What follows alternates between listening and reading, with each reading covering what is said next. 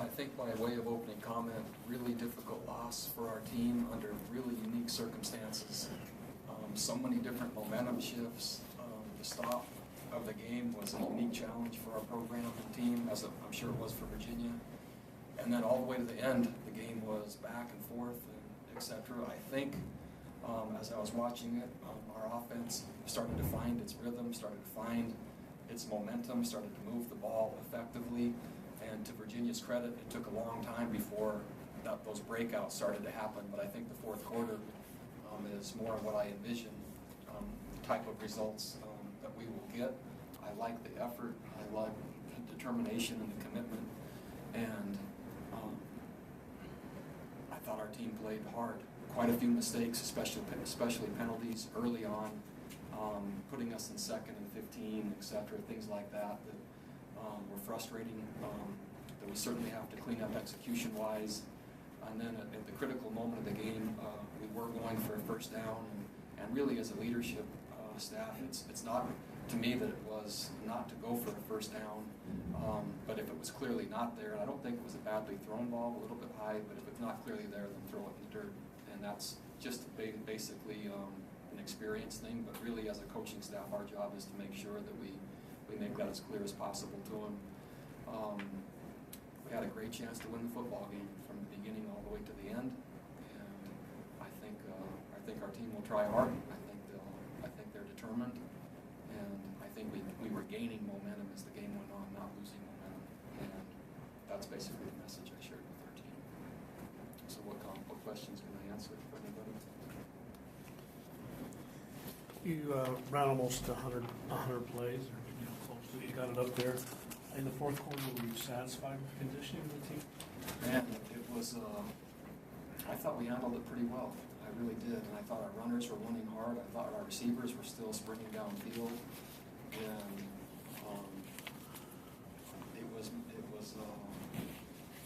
it was a starting point, I'll say, but I don't think it was a hindrance. I really don't. I think it was a good starting point and something to build from.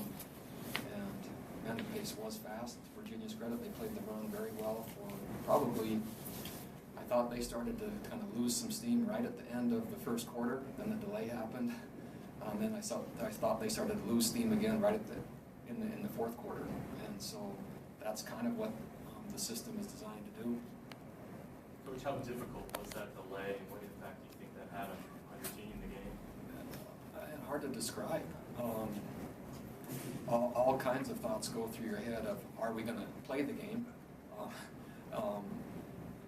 What is the best frame of mind and the best approach to have for our players during this almost 2 hours? I'm not sure how long it was, an hour and a half, 2 hour delay. And so all the emotions of traveling to get to the game, and then you stop it, and then you kind of go through pregame again. It was a unique challenge. However, our team, I thought, was mature and came out and handled it okay. You guys drove 92 yards. You know, you looked like a completely different team to take the lead. And then when they scored and you got the ball back, it was bang, bang, bang. Did you think that you were just going to march right back down the field? I believed we were, because again, I saw momentum shifting and I saw our offense starting to gain traction. And so I expected and hoped that we'd continue that. Maybe the element of not so much time left, certainly changed the nature of what we do, and that probably had more influence on anything.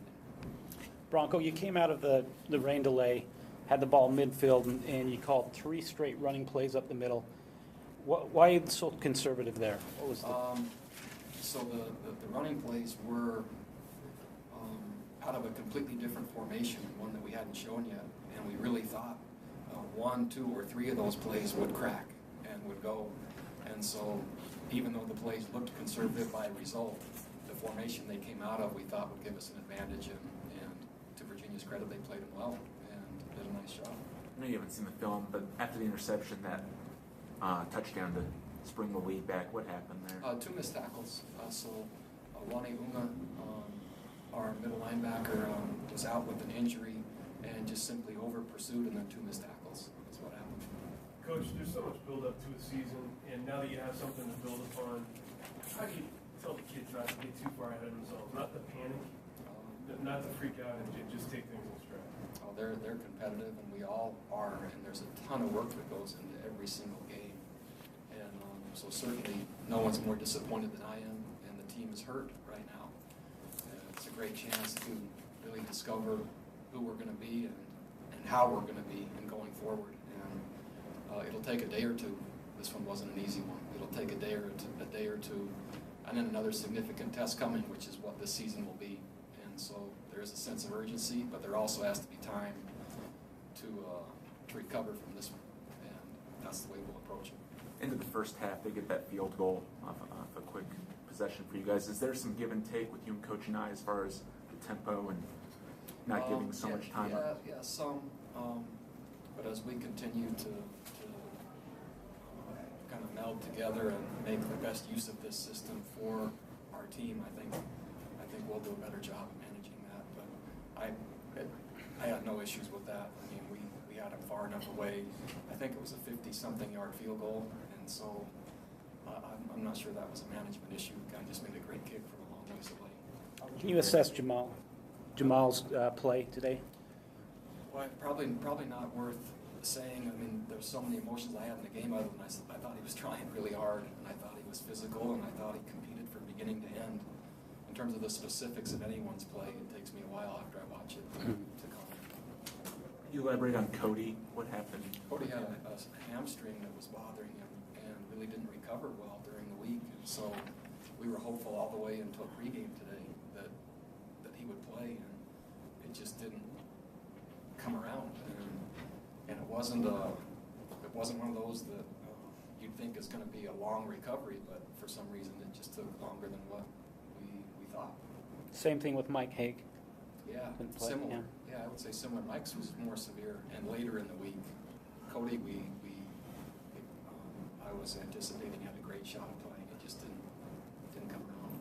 Jamal, 33 carries, 148 yards. That's a lot of work for him. Was that a game plan for him to carry the ball 33 times?